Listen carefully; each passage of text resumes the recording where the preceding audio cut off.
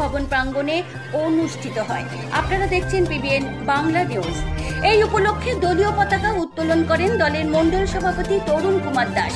প্রধান অতিথি হিসেবে উপস্থিত ছিলেন রাজ্যের তপশিলি জাতি কল্যাণ, মৎস্য ও প্রাণী সম্পদ বিকাশ দপ্তরের মন্ত্রী সুধাংশু দাস। তিনি তাঁর ভাষণে বিজেপির সূচনা লগ্ন থেকে আজকের অবস্থান নিয়ে আলোকপাত করেন।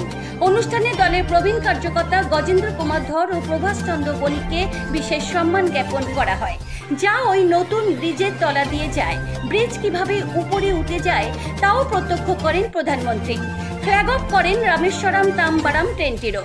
এই দিন নতুন ব্রিজের উদ্বোধনী অনুষ্ঠানে উপস্থিত ছিলেন রেলমন্ত্রী অশ্বিনী বৈষ্ণব। রামেশ্বরমে রামানাথ মন্দিরে পুজো করেন এবং রাজ্যে ৮৩০০ কোটি টাকারও বেশি মূল্যের বিভিন্ন রেল ও সড়ক প্রকল্পের ভিত্তিপ্রস্তর স্থাপন করেন মোদী।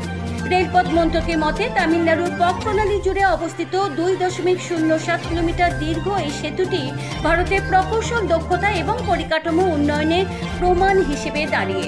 এই সেতুই রামেশ্বরম দ্বীপকে ভারতের মূল ভূখণ্ডের সঙ্গে যুক্ত করে।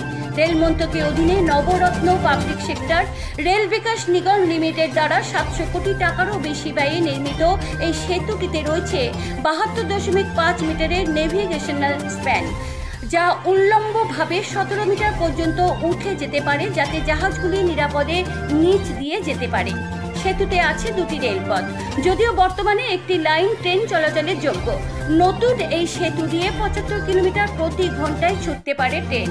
সরকারি বিজ্ঞপ্তি অনুসারে নতুন সেতুটির আনুমানিক আয়ু ১০০ বছর। বিশেষ কৌশল ব্যবহার করে তৈরি করা হয়েছে, যা ঘন ঘন রক্ষণাবেক্ষণের প্রয়োজনীয়তা কমায়। আধুনিক নকশা এবং প্রযুক্তির কারণে পাম্বান সেতুকে লন্ডনের টাওয়ার সেতুর সঙ্গে তুলনা করা হচ্ছে।